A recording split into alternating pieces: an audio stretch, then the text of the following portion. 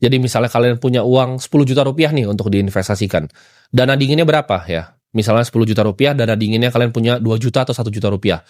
Coba dengan 1 atau 2 juta dulu ya. Jangan pakai semua 10 jutanya. Jadi ketika kalian ada kebutuhan ya, jangan kalian malah harus jual Bitcoinnya untuk kebutuhan hidup kalian.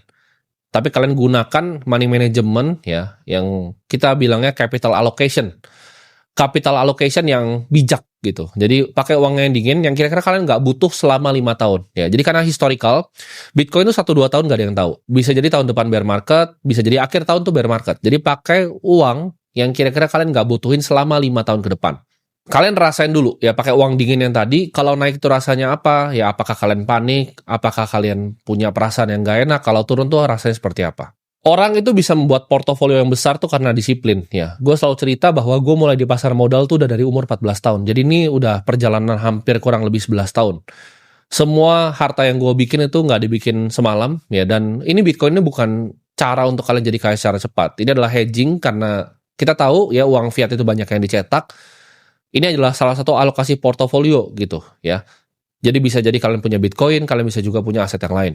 Borong Bitcoin ini adalah dokumentasi contoh ya, di mana kalian bisa melihat sebuah proses dengan disiplin, dengan 28 bulan. Ini nggak dibikin semalam, ini nggak dibikin dalam waktu sekejap ya, bukan minggu ini minggu depan kalian berharap untuk jadi kaya, enggak. Tapi kalian harus fokus ya kepada compounding. Jadi kalian gimana caranya kalian bisa punya fokus terhadap yang namanya compounding. Akan ada kalanya portofolio dari borong Bitcoin ini kan bisa lihat kan dalam historikalnya. Ada waktu itu yang sempat rugi, ada yang sempat turun, ya ada yang sempat turun bahkan 30% dari nilai ATH portofolionya. Yang ngalahin investor tuh kadang bukan kepintarannya, tapi kemampuan mereka untuk mengelola emosi mereka sendiri.